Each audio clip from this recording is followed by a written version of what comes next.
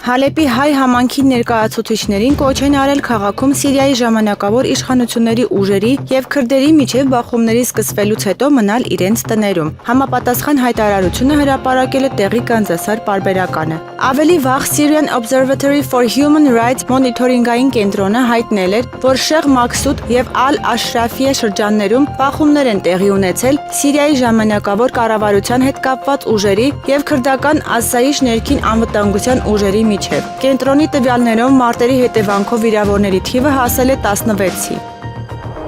Ադրբեջանի նախագահ Իլհամ Ալիևն այսօր չմասնակցեց Սանկտ Պետերբուրգում կայացած ԱՊՀ ոչ պաշտոնական գագաթնաժողովին, իր բացակայությունը պայմանավորելով աշխատանքային խիտ գրաֆիկով։ ԵՊՀ Արևելագիտության ֆակուլտետի իրանագիտության ամբիոնի վարիչ Վարդան Ոսկանյանը շեշտում է ԱՊՀ ոչ պաշտոնական գագաթնաժողովին Բաքվի բարբարոսական վարչախմբի պարագլխի բացակայության պատճառը լուրջ եւ իրական չէր, ուներ քարոզչական բնույթ։ Գաղտնիք չէ, որ ՌԴ-ում պարբերաբար անցկացվող ԱՊՀ ոչ ֆորմալ գագաթնաժողովներին մասնակցությունը խորհրդանշական առումով տվյալ պետության եւ անձամբ դրա ղեկավարի քաղաքական լոյալության եւ որոշակի մտերմության ցուցադրություն են Ռուսաստանի եւ դրա նախագահի հանդեպ։ Այս առումով այդ գագաթնաժողովում Բաքվի բարբարոսական վարչախմբի պարագլխի բացակայությունը համարյա վերջին պահին զբաղվածությամբ պայմանավորելն ակնհայտորեն լուրջ եւ իրական պատճառ չի կարող դիտարկվել։ Իրականում փաստացի քաղաքական այս բոյկոտը պայմանավորված է հիմնականում այն հանգամանքով, որ Բաքվի բարբարոսական վարչախմբի պարագլուխը փորձում է ցույց տալ, որ նախ ինքն այլևս կարիք չունի Մոսկվայի բարեհաճության, իսկ այնուհետ ուղերձ է Թուրքիային եւ Արևմուտքին, որ արհեստացին Ադրբեջանն այլևս դուրս է ռուսական ազդեցության ուղեծրից եւ ամբողջովին ինքնուրույն դերակատար է։ Սեփական հասարակության վրա քարոզչական ազդեցության առումով էլ Պուտինի հետ իբր հաշվի չնստող կերպարով Բաքվի բռնապետը փորձում է ամրապնդել սեփական դիրքերը հենց իր իսկ երկրի ներսում։ Հետաքրքիր կլինի տեսնել, արդյոք Բաքվի բարբարոսական վարչախմբի պարագլուխը կհամարձակվի շարունակել այս ուղեգիծը Ուկրաինայում պատերազմի ավարտից հետո, նշել է Վարդան Ոսկանյանը։ Եվրոպան կկարողանա տոնել Սուրբ Ծնունդը առանց պատերազմի, սակայն պատերազմի սպառնալիքը դեռ չի անցել, քանի որ որոշ քաղաքական գործիչներ ցանկանում են այն ներքաշել Ռուսաստանի հետ ուղակի բախման մեջ։ Այս մասին TV2-ի եթերում հայտարարել է Հունգարիայի վարչապետ Վիկտոր Օրբանը։ Սուրբ Ծնունդը կլինի պատերազմից զերծ, բայց պատերազմի սպառնալիքը դեռ չի անցել, ասել է կառավարության ղեկավարը։ Նրա կարծիքով դա վկայում են մասնավորապես ԵՄ վերջին գագաթնաժողովի արդյունքները, որը տեղի է ունեցել դեկտեմբերի 18-ից 19 Բրյուսելում։ Հանդիպման մասնակիցները բացառությամբ Հունգարիայի, Սլովակիայի եւ Չեխիայի որոշեցին Ուկրաինային տրամադրել 90 միլիարդ եվրոյի անտոկոս վարկ 2 տարվա ընթացքում Ռուսաստանի դեմ ռազմական գործողությունները ֆինանսավորելու համար։ Օրբանը կարծում է, որ այդ քարը կսրի ուկրաինական հակամարտությունը եւ կմեծացնի ԵՄ երկրների եւ Ռուսաստանի միջև ուղղակի բախման ռիսկը։ ԱՄՆ նախագահ Դոնալդ Թրամփը պնդել է, որ Միացյալ Նահանգներին Գրենլանդիան անհրաժեշտ է ազգային անվտանգության համար, այլ ոչ թե իր հանքային պաշարների նկատմամբ վերահսկողություն ձեռք բերելու համար։ Մեզ Գրենլանդիան անհրաժեշտ է ազգային անվտանգության նկատառումներից ելնելով, ոչ թե հանքանյութերի համար։ Մենք այնքան շատ հանքանյութերի ու նավթի հանքավայրեր ունենք, մենք ավելի շատ նավթ ունենք, քան աշխարհի որևէ այլ երկիր։ Մեզ Գրենլանդիան անհրաժեշտ է ազգային անվտանգության նկատառումներից ելնելով, ասել է Թրամփը լրագրողների հետ խոսելով Ֆլորիդա նահանգի West Palm Beach-ի մոտ գտնվող իր Mar-a-Lago կալվածքում։ Ադրբեջանում շարունակվել է ապօրինաբար գերեվարված Արցախի նախկին պետնախարարի նկատմամբ դատական ֆարսը։ Բաքվի դատարանում Արցախի ԱԳ նախկին նախարար ապօրինաբար գերեվարված Դավիթ Բաբայանը վերջին խոսքում իրեն մեղավոր չի ճանաչել։ Բաբայանը դատախազության մեղադրական եզրակացության դեմ հանդես է եկել հայտարարություններով, պնդելով, որ ինքն ու մյուս մեղադրյալներն անմեղ են։ Հաջորդ դատական ֆարսը տեղի կունենա դեկտեմբերի 23-ին։ Սանկտ Պետերբուրգի Սուրբ Կատարինեի հայկական եկեղեցու մոտ տեղի է ունեցել բողոքի ակցիա ընդդեմ Հայաստանի իշխանությունների գործողությունների։ Հայ համայնքի ներկայացուցիչներն ու եկեղեցու ծխականները դժգոհություն են հայտնել Նիկոլ Փաշինյանի վարած քաղաքականությունից եւ պահանջել ազատ արձակել քաղբանտարկյալներին։ Ակցիայի մասնակիցները պնդել են անհապաղ ազատ արձակել կալանավորված arczepiskopոսներին Սամվել Կարապետյանին եւ մյուս ձերբակալվածներին, ընդգծելով իրենց մտահոգությունը տեղի ունեցող իրադարձությունների վերաբերյալ։ Սանկտ Պետերբուրգի հայկական եկեղեցիներում ծառայող Տեր Եփրեմ Քահանա Զաքարյանն իր խոսքում ասել է. «Այսօր Սանկտ Պետերբուրգի հայ համայնքի ներկայացուցիչները, մեր հավատացյալները, ինձ խնդրեցին, որպեսզի միասնաբար աղոթենք եկեղեցում մեր երկրի խաղաղության եւ ազգի միասնականության համար, հատկապես մտահոգված, որովհետեւ այս օրերին այստեղ է Հայաստանի վարչապետը պարոն Փաշինյանը եւ հանդիպում է անցկացնելու համայնքի ներկայացուցիչներից ոմանց հետ, անշուշտ ընտրովի։ Միայն նրանք երևի, որոնք իր քաղաքականությանը կողմնակից են, անշուշտ կլինեն մարդիկ, որ իրենց անհամաձայնությունը կհայտեն, բայց ուզում ենք փոխանցել, որ այստեղ հավաքված ժողովուրդը եւ նաեւ Ռուսաստանաբնակ շատ հայեր դժգոհ են այն քաղաքականությունից, որ որդեգրել է հիմա Հայաստանի ղեկավարությունը հանդեպ հայ եկեղեցու, հայ հոգևորականների, նաեւ բարեպաշտ հայորդիների, այդ թվում նաեւ բարեգործ Սամվել Կարապետյանի, նշել է Տեր Եփրեմ Քահանա Զաքարյանը։ 2026 թվականին նոր թանկացումներ են բարձելու երևանցիների գլխին։ Այս մասին Եվրամեդիա 24-ի հետ զրույցում ասել է Երևանի ավականու Մայր Հայաստան խմբակցության անդամ Գևորգ Ստեփանյանը։ 9%-անոց փոքրամասնության քաղաքապետը նորից ստում է, նորից թանկացումներ են բերել 26 թվականի համար երևանցիների գլխին բարձելու համար, ներողություն բառից համար, տեղական տուրքեր, վճարներ, գույքահարկ, աղբահանություն, կարմիր գծեր, տրանսպորտ, բոլոր թանկացումները նորից կյանքի են կոչվում, ում շնորհիվ փոքրիկ խմբակ ՔՊ-ի, Հանրապետություն քույր կուսակցության եւ հանրային ձայնի շնորհիվ, ինչպես եւ Տիգրան Ավինյանը փոքրամասնության կողմից 9% ձայն ստանալու պարագայում մի կերպես 3 խմբակցության միավորման արդյունքում դարձրեցին քաղաքապետ, հիմա նույն թանկացումները, նույն այս Հանրապետություն, հանրային ձայնի շնորհիվ կյանքի կոչվեց։ Նոր թանկացումներ կան։ Նոր թանկացումները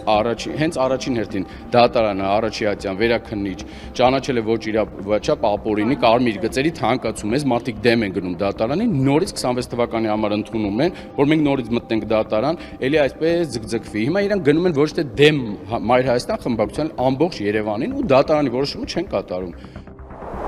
3 տարի պաշտոնավարումից հետո հունվարի կեսին դեսպան Քրիստինա Քվինը կավարտի իր աշխատանքը Հայաստանի Հանրապետությունում։ Այս մասին հայտնել են ԱՄՆ դեսպանատնից։ Նշվում է, որ դեսպանի հեռանալուց հետո ԱՄՆ քաղաքականությունը Հայաստանում փոփոխության չի ենթարկվի։ Միացյալ Նահանգները շարունակում է հավատարիմ մնալ Հայաստանի հետ իր գործընկերությանն ու ակնկալում է տեսնել ԱՄՆ-ի եւ Հայաստանի միջև ռազմավարական գործընկերության հետագա զարգացում։ Ինչպես նաեւ օգոստոսի 8-ին Վաշինգտոնում կայացած խաղաղության պատմական գագաթնաժողովի ընթացքում նախագահ Թրամփի եւ վարչապետ Փաշինյանի միջև ստորագրված երկկողմ համաձայնագրերի իրականացում, ասված է հաղորդագրության մեջ։ Գարեգին Բ ամենայն հայոց կաթողիկոսի հայրապետական տնօրինությամբ 2025 թվականի դեկտեմբերի 15-ին Վիրահայոց թեմի առաջնորդ գերաշնորհ Տեր Կիրակոս եպիսկոպոս Դավթյանը նշանակվել է Մայրաթոր Սուրբ Էջմիածնի Գերագույն հոգևոր խորհրդի կազմում որպես անդամ։ Ադրբեջանի տարածքով Ռուսաստանի ցածահատիկային վագոններ են ուղարկվել Հայաստան, այս մասին հայտնում են ադրբեջանական լրատվամիջոցները։ Ըստ նրանց վագոններն ուղարկվել են Վոլգոգրադի մարզի Գմելինսկայա կայարանից։ Հայաստան է ուղարկվել հացահատիկով 8 վագոն, իսկ մինչև այս տարվա վերջը նախատեսվում է տեղափոխել եւս 30 վագոն։ Ներկրված հացահատիկի ընդհանուր քանակը կգերազանցի 2000 տոննան։ Բենյամին Նեթանյահուն հայտարարել է, որ Իսրայելը տեղյակ է Իրանի վերջին զորավարժությունների մասին, հավելելով, որ Թեհրանի միջուկային գործունեությունը կքննարկվի ԱՄՆ նախագահ Դոնալդ Թրամփի հետ, հաղորդում է Times of Israel-ը։ Մենք հետևում ենք իրավիճակին եւ ձեռնարկում բոլոր անհրաժեշտ նախապատրաստական աշխատանքները։ Ես ուզում եմ Իրանին հստակեցնել. Իսրայելի դեմ ցանկացած գործողություն կարժանանա շատ կոշտ պատասխանի։ Երուսաղեմում Հունաստանի եւ Կիպրոսի առաջնորդների հետ մամուլի ասուլիսում հայտարարել է Նեթանյահուն։ Համաշխարհային հեղինակության եւ ընկալման հետազոտության հիման վրա հրապարակվել է աշխարհի ամենաչսիրված 20 երկրների ցանկը, գրում է Ermeni Haber-ը։ Այդ ցանկը գլխավորում է Չինաստանը, երկրորդ տեղում ԱՄՆ-ն է, երրորդ տեղում Ռուսաստանը, չորրորդ տեղում Հյուսիսային Կորեան է, իսկ 5-րդ տեղում Իսրայելը։ Իսրայելին հաջորդում են Պակիստանը, Իրանը, Իրաքը, Սիրիան եւ Հնդկաստանը։ Թուրքիան աշխարհի ամենաչսիրված 20 երկրների ցանկում զբաղեցնում է 16-րդ տեղը, 20-յակը եզրափակում է Իտալիան։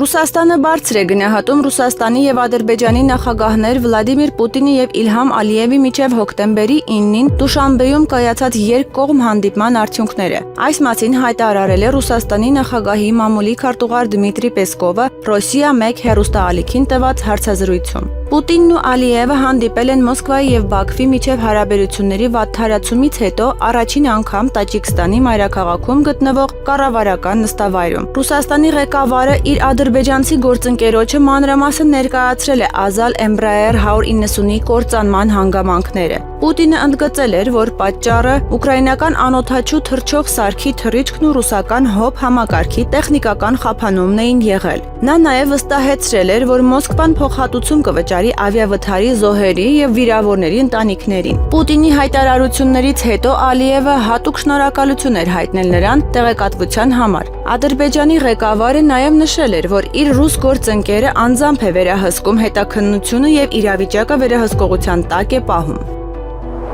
Mi-26 ուղղաթիռի անձնակազմը, որը բաղկացած էր 7 ռուս եւ 2 բելարուս քաղաքացիներից, որոնք նախկինում մնացել էին Թունիսի Ջերբա կղզու օդանավակայանի տարանցիկ գոտում, երկուշաբթի գիշերը անվտանգ լքել է Թունիսը տեղական իշխանությունների օգնության շնորհիվ, հայտնել է երկրում Ռուսաստանի դեսպանատունը։ Ավելի վաղ դիվանագիտական առաքելությունը ՌԻԱ Նովոստիին հայտնել էր, որ Ռուսաստանի եւ Բելարուսի քաղաքացիները շուտով Թունիսի միջազգային օդանավակայանից կմեկնեն Թուրքիա։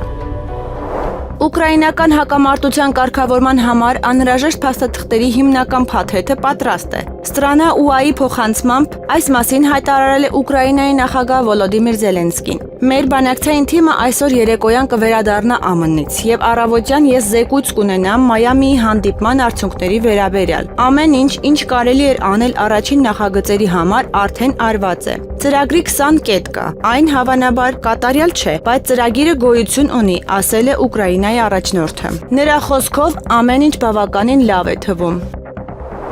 Դուբայից Եկատերինբուրգ թռչող Ուրալյան ավիաուղիներ ավիաընկերության ինքնաթիռը հարկադիր վայրեջք է կատարել Աշխաբադի օդանավակայանում վառելիքի մակարդակի անհամապատասխանության պատճառով, հայտնում է ավիաընկերության մամուլի ծառայությունը Telegram ալիքում։ Ընկերության տվյալներով Դուբայից Եկատերինբուրգ թռչող U-683 Airbus A320 ինքնաթիռը արտակարգ վայրեջք է կատարել Աշխաբադի օդանավակայանում։ Ավիաընկերության Telegram ալիքը հայտնել է, որ օդաչուի հրամանատարը հայտնաբերել է վառելիքի մակարդակի անհամապատասխանություն եւ հետևելով հրահանգներին եւ անվտանգության պահանջներին անջատել է շարժիչը եւ անվտանգ վայրեջք կատարել մոտակա օդանավակայանում։ Ավիաընկերությունն այժմ պատրաստում է պահեստային ինքնաթիռ ուղևորներին իրենց նշանակման վայր տեղափոխելու համար։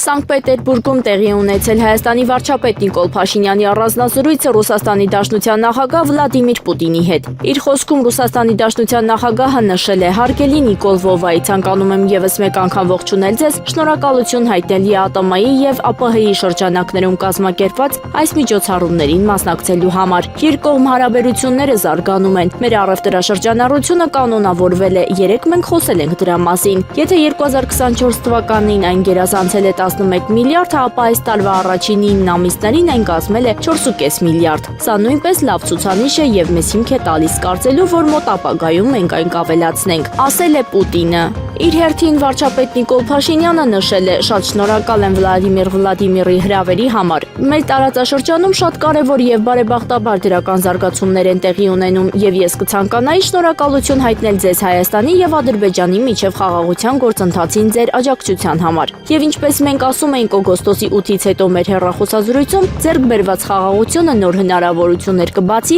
Հայաստանի եւ Ռուսաստանի միջև երկկողմ հարաբերությունների հետագա զարգացման համար։ Եվ դա արդեն տեղի է ունենում, քանի որ Ռուսաստանից գնացքներն արդեն ուղևորվում են դեպի Հայաստան Ադրբեջանի տարածքով, ինչը կարծում եմ իսկապես պատմական իրադարձություն է։ Եվ ինչպես արդեն նշեցիք, բացվում են նոր հնարավորություններ։ Մեր երկրում երկաթուղային որոշ այլ հատվածների վերականգնման օրակարգն արդեն հասունացել է։ Մենք ներկայումս նաև շատ կառուցողական երկկողմ բանակցություններ ենք վարում Միացյալ Նահանգների հետ TRIP նախագծի իրականացման եւ կառուցման վերաբերյալ։ Սրանք իսկապես նշանակալի եւ բովանդակալից փոփոխություններ են մեր տարածաշրջանի համար։ Այստեղ կան նաև բազմաթիվ նրբերանգներ, որոնք առնչվում են Ռուսաստանի հետ մեր երկկողմ հարաբերությունների հետ, նշել է Փաշինյանը Պուտինի հետ հանդիպմանը։ Նիկոլ Փաշինյանի ծրագրած արշավը եկեղեցու դեմ խարան է մնալու մեր ժողովրդի վրա։ Այս մասին Եվրամեդիա 24-ի տաղավարում հարցազրույցի ժամանակ ասել է Սրբազան շարժման անդամ Լիդիա Մանտաշյանը։ Երբ որ նոր էր սկսել այս շարժումը, ես մի քիչ անհանգիստ էի, որովհետև չէի պատկերացնում վեհապարը ինչ դիրք կբռնի։ Բայց երբ որ տեսա իր ընտանիքին, անմիջական ընտանիքին են կպնում, քրոջ որդուն ձերբակալեցին, եղբոր որդուն արդեն քրեական գործեր բաներ հարուցեցին, ու ինքը հետ քայլ չարեց, ես շատ ուրախացա ու սենց ամուր վիճակով հիմա կանգնած եմ, վստահ եմ, որ վեհապարը հետ քայլ չի անելու, ինքը գործում է Սուրբ Հոգու առաջնորդությամբ ու անելու է այնպես, ինչը որ Տիրոջ կամքն է։ Վստահաբար Նիկոլ Փաշինյանը չի կարողանալու հաջողել։ Շատ ծանր է այս շրջանը, շատ։ Եկեղեցու շուրջ զարգացումներին, հոգևորականների կալանավորմանը, մարդու իրավունքների խախտմանը Եվրամեդիա 24-ի տաղավարում հարցազրույցի ժամանակ անդրադարձել է նաև մարդու իրավունքների պաշտպան Անահիտ Մանասյանը։ Այն իրավիճակներում, երբ որ ես տեսնում եմ խնդիրներ, իսկ դրանց մասին ի սկզբանե խոսեցի, թե իշխանությունների, թե բոլոր այլ քաղաքական դերակատարների առումով, ես վստահ եմ, որ այդ խնդիրները ոչ թե պարզապես պետք է բարձրաձայնվեն, առաջին հերթին իհարկե խնդիրների մասին պետք է խոսենք, բայց պետք է փորձենք նաև խնդիրների լուծումներ գտնել։ Իսկ այսօր եւ երեկ էլ իհարկե ես Հայաստանի Հանրապետությունում վստահաբար նշում եմ, որ բազմաթիվ են խնդիրները կրոնական ազատությունների, կրոնական կազմակերպությունների ինքնավարության հետ կապված։ Եւ այս խնդիրները պետք է միանշանակ հասցեավորել ու հասցեավորել ոչ թե երկակի ստանդարտներով, որ ինչ որ մեկը իշխանության ներկայացուցիչը ասի, այ իմ իշխանությունը շատ ճիշտ բան է ասում, հետո նույն բանը ասի այլ քաղաքական դերակատար, ասի չէ դու տենց բան չպետք է ասեիր, որովհետև դու իմ իշխանությունը չես ներկայացնում եւ այլն, ոչ, այսպես չպետք է լինի։ Պիտի մենք հստակ խոսենք այն չափանիշների մասին, որոնք թույլատրելի են կամ թույլատրելի չեն։ Հիմա աթեիստներին թիրախավորել թույլատրելի չի որևէ մեկի կողմից, կապ չունի դա պետական իշխանությունն է, թե այլ քաղաքական դերակատար է։ Կրոնական կազմակերպության ինքնավարությունը չի կարելի միջամտել յուրաքանչյուրի կողմից։ Սոցիալական մեդիայում, մասնավորապես TikTok-ի նորաստեղծ էջերի միջոցով տարածվում է կեղծ տեղեկություն այն մասին, թե իբր կառավարությունը քաղաքացիներին գումար է բաժանում։ Այս մասին հայտնել են կառավարությունից, նշելով, որ տեղեկությունը չի համապատասխանում իրականությանը։ Հորդորում են քաղաքացիներին չտրամադրել իրենց անձնական տվյալները, չանցնել կասկածելի հղումներով եւ պահպանել զգոնություն, ապա տեղեկատվության տարածման եւ հնարավոր խարդախությունների դեմ, ասված է կառավարության հայտարարության մեջ։ Եվրոպայում կարող են տեղի ունենալ արմատական քաղաքական փոփոխություններ, որոնք կարող են միջուկային զենք հասցնել Միացյալ Նահանգների վնաս հասցնելու ունակ մարդկանց ձեռքը։ Յունիհերդին տված հարցազրույցում հայտարարել է ԱՄՆ փոխնախագահ Ջեյ Վենսը։ Եթե նրանք տրվեն կործանարար բարոյական գաղափարներին, միջուկային զենքը կարող է ընկնել այն մարդկանց ձեռքը, ովքեր իսկապես ունակ են շատ լուրջ վնաս հասցնել Միացյալ Նահանգներին, ասել է Վենսը։ Նա մանրամասնել է, որ նկատի ունի այն քաղաքական գործիչներին, որոնք իսլամիստական հայացքներ ունեն։ Փոխնախագահը նշել է, որ նման սցենարը քիչ հավանական է, որ իրականանա առաջիկա 5 տարիների ընթացքում, սակայն չի բացառել դրա հնարավորությունը 15 տարվա ընթացքում։ Իսրայելի իշխանությունները հաստատել են Արևմտյան ափին 19 նոր հրեական բնակավայրերի շինարարությունը։ Այս մասին հաղորդում է բրիտանական The Guardian թերթը։ Վերջին տարիներին նոր բնակավայրերի ընդհանուր թիվը հասնում է 69-ի։ Իսրայելի ֆինանսների նախարար Բեզալել Սմոտրիչի խոսքով սա ռեկորդային ցուցանիշ է։ Թերթը նշում է, որ Իսրայելի ներկայիս կառավարության օրոք Արևմտյան ափում հրեական բնակավայրերի թիվն աճել է գրեթե 50%-ով։ 2022 թվականին այնտեղ կար 141 բնակավայր։ Նոր իշխանության հաստատմամբ այս թիվը հասել է 210-ի։ ԱՄՆ-ն կարող է վերացնել այն ապրանքների մաքսատուրքերը, որոնք չեն կարող արտադրվել երկրի ներսում։ Այս մասին CBS հեռուստաալիքին ասել է Սպիտակ տան ազգային տնտեսական խորհրդի նախագահ Քևին Հասեթը։ Կա հետաքրքրություն բացառություն անելու այն ապրանքների համար, որոնք իրականում նախատեսված չեն Միացյալ Նահանգներում արտադրության համար, օրինակ կլիմայի կամ նմանատիպ գործոնների պատճառով, ասել է խորհրդի նախագահը։ Հասեթը հավելել է, որ ԱՄՆ առևտրային ներկայացուցիչ Ջեյմիսոն Գրիրը ղեկավարում է այս հարցի ուսումնասիրությունը։ Ռուսաստանի գիտությունների ակադեմիայի տիեզերական հետազոտությունների ինստիտուտի արեգակնային աստղադիտության լաբորատորիայի տվյալներով երկուշաբթի դեկտեմբերի 22-ին երկրի վրա կարող է տեղի ունենալ G1 մագնիտուդով թույլ մագնիսական փոթորիկ։ Պատճառը արեգակի վրա դիտարկված պսակաձև անցքն է, ինչպես նաև դեկտեմբերի 20-ին տեղի ունեցած արեգակնային բռնկումների ակտիվությունը, երբ տեղի ունեցավ 9 բռնկում, այդ թվում մեկը M դասի։ Ավելի վաղ ՏՀԻ-ն հայտնել էր, որ 2025 թվականին նոր տարվան նախորդող շաբաթվա գեոմագնիսական պայմանները կլինեն համեմատաբար հանգիստ, սակայն նոր տարուց առաջ սպասվում է արեգակնային ակտիվության հզոր ալիքների շարք։ Եվրոպական երկրները պատրաստ են զորքեր ուղարկել Ուկրաինա, եթե Ռուսաստանը խախտի ապագա խաղաղության համաձայնագրի պայմանները։ Այս մասին հայտարարել է ՆԱՏՕ-ի գլխավոր քարտուղար Մարկ Ռյուտեն գերմանական Bild 13-ին տրված հարցազրույցում։ Ռյուտեի խոսքով դաշինքի մի քանի անդամ երկրներ հայտնել են դա անելու իրենց պատրաստակամությունը։ Կարող եմ ասել, որ մի քանի եվրոպական երկրներ հայտնել են անհրաժեշտության դեպքում զորքեր տրամադրելու իրենց պատրաստակամությունը, ասել է ՆԱՏՕ-ի գլխավոր քարտուղարը։ Բջջային հեռախոսների սահմանափակումը դպրոցներում վստահորեն դրականայնացնելու կրթական պրոցեսի վրա կարելի է որոշ ժամանակ անց հետազոտություն իրականացնել համեմատական տանելու համար նախկինի հետ։ Այս մասին այսօր դեկտեմբերի 22-ին Երևանի քաղաքապետարանի գործակարգավարական խորհրդակցության ժամանակ ասել է Երևանի քաղաքապետ Տիգրան Ավինյանը։ Հանրակրթության վարչությանը տրվել էր հանձնարարական Տիգրան Ավինյանի կողմից Երևանի հանրակրթական դպրոցներում արգելել դասաժամերի ընթացքում բջջային հեռախոսների օգտագործումը։ Ըստ հանրակրթության վարչության աշխատակցի բոլոր դպրոցների կառավարման խորհուրդների կողմից համապատասխան կարգավորումը ընդունվել է։ Նախորդ շաբաթ 6 դպրոցներ պատահական այցեր կատարելու ընթացքում պարզ է դարձել, որ ակնկալելի սցենարը կատարված է։ Հայաստանում 2026 թվականի խաղաղության խաչմերուկ խորագրով ներդրումային գագաթնաժողով կանցկացվի։ Այս մասին Եգիպտոսի գյուղատնտեսության նախարար Ալլա Ֆարուկի հետ հանդիպման ժամանակ ասել է Հայաստանի Հանրապետության էկոնոմիկայի նախարար Գևորգ Պապոյանը։ Պապոյանը Եգիպտոսի գյուղատնտեսության նախարարին հրավիրել է մասնակցել այդ ներդրումային գագաթնաժողովին։ Հայաստանի էկոնոմիկայի նախարարի գլխավորած պատվիրակությունն աշխատանքային այցով Եգիպտոսում է։ Այսօր դեկտեմբերի 22-ին Բաքվի ռազմական դատարանում շարունակվել է Արցախի ռազմաքաղաքական ղեկավարության դեմ շինծու մեղադրանքներով դատավարությունը։ Այսօրվա նիստում եզրափակիչ ելույթներով են հանդես եկել Արցախի նախկին արտաքին գործերի նախարար Դավիթ Բաբայանն ու Պաշտպանության բանակի նախկին հրամանատար Լևոն Մնացականյանը։ Ըստ ադրբեջանական լրատվամիջոցների նրանք ներկայացրել են իրենց հակափաստարկները մեղադրող կողմի հայտարարություններին։ Թուրքիայի եւ Հայաստանի միջև ընթացող կարգավորման գործընթացի շրջանակում արագացել են սահմանային անցակետերի բացման ուղղությամբ աշխատանքները։ Այդ համատեքստում երկու երկրների միջև կարևոր անցումային կետերից մեկում Ալիջանի սահմանային անցակետում սկսվել են տեխնիկական ուսումնասիրություններ եւ նախապատրաստական միջոցառումներ։ Այս մասին գրում է Էրմենի Հաբերը հողում անելով թուրքական Եսիլիկդիրին։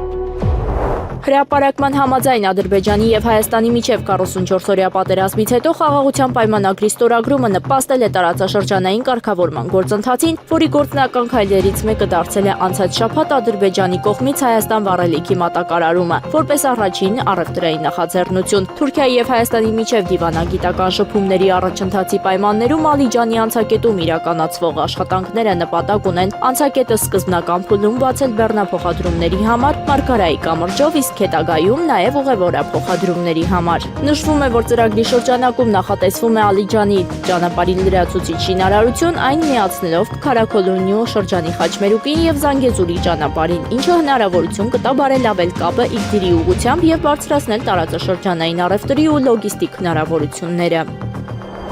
Ադրբեջանից ներկրված բենզինին անդրադարձել է էներգետիկ անվտանգության փորձագետ Վահեդ Ավցյանը, ներկայացնում ենք նրա դիտարկումները։ Օրեր առաջ Հայաստան է ներմուծվել Ադրբեջանից ուղարկված բենզինի առաջին խմբականակը, ընդ որում հայտարարվեց, որ ներմուծվել է բարձրակարգ AN95 տեսակի բենզին։ Ադրբեջանում այս տեսակի բենզինը սկսվել է արտադրվել վերջերս 2024 թվականի երկրորդ կեսին։ Դրա իրացումը ներքին շուկայում ապահովելու համար կառավարությունը հատուկ որոշմամբ սահմանել է ավելի ցածր գին ներկրվող բենզինի հանդեպ մրցունակություն ապահովելու համար։ 2025 թվականի հունվար-սեպտեմբեր ամիսներին Բաքվի նավթավերամշակման գործարանն արտադրեց 45.02%-ով ավելի քիչ քանակությամբ AN95 նախապատվությունը տալով ավելի ցածր օրակ AN92-ին։ Ու ամենակարևորը Ադրբեջանի 2026 թվականի պետական բյուջեում չի ներառվել AN95-ի արտադրությունը։ Արտադրական պրոցեսը թանկ է, շուկայում դրա իրացումը պետական հատուկ կարգավորմամբ ևս։ Փաստենք, որ Ադրբեջանը հանդիսանում է բենզինի ներկրող, ինչը հատկապես վերաբերում է AN95-ին, որի 85-ից 90%-ը ներկրվում է Ռուսաստանից, Ռումինիայից ու ԱՄԷ-ից։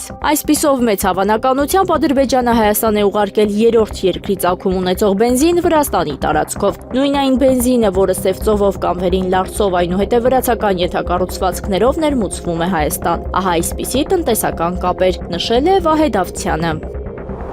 Երևանում այս տարվա օգոստոսից ավելի քան 1470 քաղաքացի տուգանվել է ներհամայնքային տրանսպորտում խախտումներ կատարելու համար։ Երևանի քաղաքապետարանի գործակարգավարական խորհրդակցության ժամանակ զեկուցել է Երևանի քաղաքապետարանի հասարակական կարգի պահպանության ծառայության պետի ժամանակավոր պաշտոնակատար Ավետ Բաբայանը։ Ընթացիկ տարվա օգոստոսի 19-ից ներհամայնքային տրանսպորտում հսկողության արդյունքում զանցանք թույլ տված անձանց նկատմամբ կայացվել է 1473 տուգանքի որոշում, որից 1107-ը առանց տոմսի երթևեկելու, 99 այլ անձի արտոնությունից օգտվելու, իսկ 267-ը վճարային միջոց ունենալու, սակայն չվավերացնելու համար, ասել է Բաբայանը։ Երևանի հանրային տրանսպորտում ուղևորցը չվճարելու տուգանքը 15000 դրամ է։ Գերմանիայում 2025 թվականին գրանցվել է ավելի քան 1000 անհայտ անօդաչու թռչող սարք, որոնք ամենից հաճախ նկատվել են ռազմական օբյեկտների, օդանավակայանների, պաշտպանական գործարանների եւ նավահանգիստների մոտակայքում, ըստ Դաշնային քրեական գրասենյակի ղեկավար Հոլգեր Մյունխի։ Այս տարի արդեն հաղորդվել է ավելի քան 1000 կասկածելի անօդաչու թռչող սարքերի մասին։ Ամենից հաճախ դրանք ազդում են ռազմական օբյեկտների, օդանավակայանների եւ այլ կարևոր ենթակառուցվածքային օբյեկտների, ինչպիսիք են պաշտպանական գործարանները կամ նավահանգիստները, ասել է Մյունխը Բիլդին տված հարցազրույցում։ Նրա խոսքով Գերմանիայի երկնքում նկատվել են ոչ միայն առանձին անօդաչու թռչող սարքեր, այլ այսպես կոչված անօդաչու թռչող սարքերի խմբեր, այսինքն համակարգված թռիչքներ իրականացնող անօդաչու թռչող սարքերի խմբեր։ Ֆրանսիայի նախագահ Էմանուել Մակրոնը հայտարարել է նոր ավիակրի կառուցման նախագծի վերջնական հաստատման մասին, որը, ինչպես սպասվում է, կփոխարինի Շարլ դը Գոլի Ֆրանսիայի ռազմածովային ուժերի միակ նմանատիպ նավին։ Այս մասին նա հայտարարել է Արաբական Միացյալ Էմիրությունների ռազմաբազայում ֆրանսիացի զինծառայողների առջև ունեցած ելույթի ժամանակ։ Գիշատիչների դարաշրջանում մենք պետք է ուժեղ լինենք, հատկապես ուժեղ լինենք ծովում, որպեսզի մեզնից վախենան։ Ահա թե ինչու համաձայն ռազմական պլանավորման երկու վերջին օրենքների եւ մանրակրկիտ ու համապարփակ վերլուծություններից հետո ես որոշել եմ Ֆրանսիան զինել նոր ավիակրով։ Այս լայնածավալ ծրագիրը մեկնարկելու որոշումը կայացվել է այս շաբաթ, ասել է պետության ղեկավարը։ Մակրոնը պարզաբանել է, որ դրա կառուցմանը կմասնակցի 800 ընկերություն։ Նախագահն ինքը պլանավորում է այցելել նավաշինարան, որտեղ նոր նավը կտեղադրվի 2026 թվականի փետրվարին։ Ըստ լրատվամիջոցների տեղեկությունների, սա Ֆրանսիայի արևմուտքում գտնվող Սեն-Նազերի նավաշինարանն է։ Վաշինգտոնը չի պլանավորում Գազայի հատվածի ենթակառուցվածքների վերականգնման ծրագրի համար բյուջեից $60 միլիարդ տրամադրել դրամաշնորհների եւ արկային երաշխիքների տեսքով, ասվում է ԱՄՆ պետդեպարտամենտի X սոցիալական մեդիա հարթակում տարածված հայտարարության մեջ։ Սա կեղծ լուր է, ծրագրում ոչ մի տեղ չի նշվում, որ ԱՄՆ կվճարի $60 միլիարդ, նշվում է տեքստում։ Սակայն պետդեպարտամենտը չի հերքում պաղեստինյան անկլավը վերականգնելու ծրագրի գոյությունը։ Ավելի վաղ The Wall Street Journal-ը հղում անելով աղբյուրներին հայտարարել էր, որ ԱՄՆ նախագահի դեսպանոր Սթիվեն Ուիթքոֆը եւ ամերիկացի առաջնորդի Փեսան ձեռնարկատեր Ջարեդ Քուշները մշակել են Գազայի հատվածի վերակառուցման առաջարկ։ ԱՄՆ փոխնախագահ Վենսը անհերդին տված հարցազրույցում ասել է, թե ինչն է ինքը համարում առաջընթաց Ուկրաինայի շուրջ բանակցություններին։ Ես կարծում եմ, որ մեր արձանագրած առաջընթացն այն է, որ բոլոր հարցերն այժմ բացահայտ քննարկվում են, ասվում է հրատարակության մեջ։ Վենսը հավելել է, որ սկզբում ոչ ոք չէր ուզում ցույց տալ իր խաղաքարտերը, բայց վերջին մի քանի շաբաթների ընթացքում ուկրաինացիներն ու ռուսները իրական հասկացություն են ձեռք բերել այն մասին, թե ինչը չի կարելի բանակցել եւ ինչը կարելի է քննարկել։ Դեկտեմբերի 2-ին Ռուսաստանի նախագահ Վլադիմիր Պուտինը Կրեմլում ընդունեց ԱՄՆ նախագահի հատուկ դեսպանոր Սթիվ Ուիթքոֆին եւ նախագահի Փեսային Ջարեդ Քուշներին։ Իսրայելի պաշտոնյաները շաբաթավերջին Թրամփի վարչակազմին զգուշացրել են, որ Իրանի Իսլամական հեղափոխության պահպանների կորպուսի կողմից անցկացվող հրթիռային զորավարժությունները կարող են լինել Իսրայելի վրա հարվածի նախապատրաստություն, հաղորդում է Axios-ը հղում անելով աղբյուրներին։ Հրատարակության տվյալներով Իսրայելի գլխավոր շտաբի պետ գեներալ լեյտենանտ Էյալ Զամիրը շաբաթ օրը զանգահարել է ԱՄՆ կենտրոնական հրամանատարության ղեկավար Բրեդ Քուփերին, հայտնելով, որ Իսրայելը մտահոգված է ԻՀԿՊ-ի կողմից մի քանի օր առաջ մեկնարկած հրթիռային զորավարժություններով։ Զամիրը Քուփերին ասել է, որ Իրանի վերջին հրթիռային տեղաշարժերը եւ այլ օպերատիվ գործողությունը կարող են նաեւ ծառայել որպես Թեհրանի կողմից անակնկալ հարձակման քողարկում։ Իսրայելի զինված ուժերի գլխավոր շտաբի պետը կոչ է արել ԱՄՆ-ին եւ Իսրայելի զինված ուժերին սերտորեն համակարգել պաշտպանական միջոցառումների նախապատրաստումը։ Եղանակը առաջիկա օրերին Երևան քաղաքում դեկտեմբերի 23-ից 27-ին սպասվում է առանց ստեղումների եղանակ։ Հանրապետության տարածքում դեկտեմբերի 23-ից 26-ին սպասվում է առանց ստեղումների եղանակ։ Դեկտեմբերի 27-ին առանձին վայրերում սպասվում է ձյուն։ Քամին արևմտյան 2-ից 5 մետր վարկյան։ Դեկտեմբերի 22-ից 3-ը առանձին շրջաններում սպասվում է քամուշ գնացում 12-ից 15 մետր վարկյան արագությամբ։ Օդի ջերմաստիճանն է ապես չի փոխվի։